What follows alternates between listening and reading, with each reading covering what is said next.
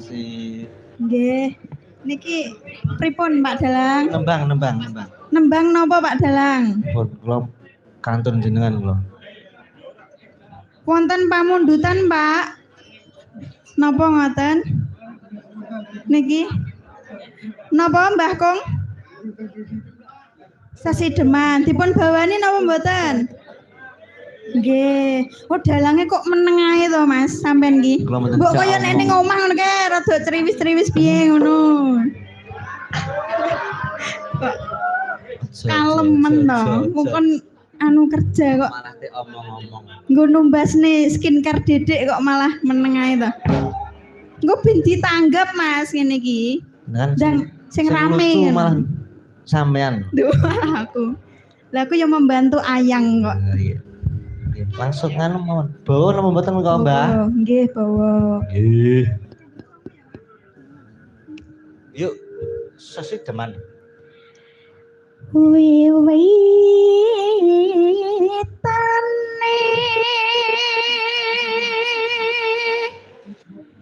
anderek sang pake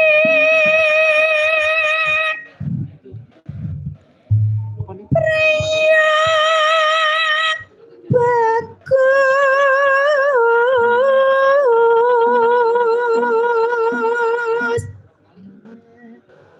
kan olah budaya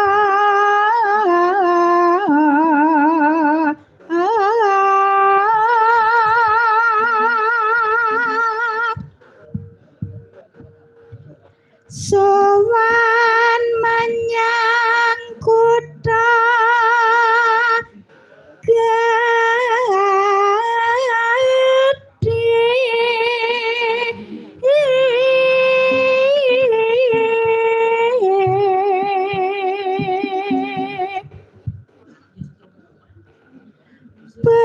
Bandara Traskan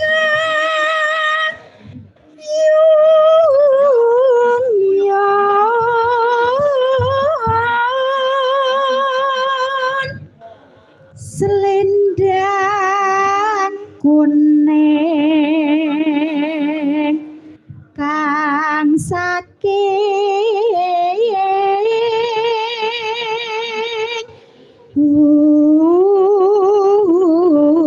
bukit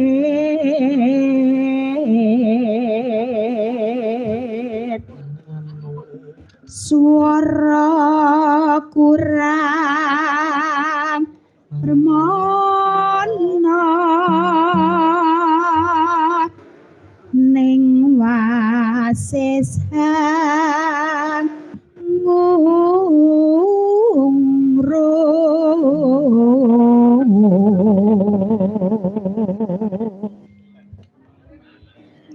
ambung rom marang bendara tiasu lestio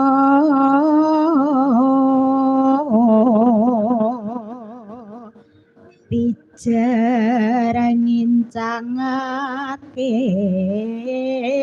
alis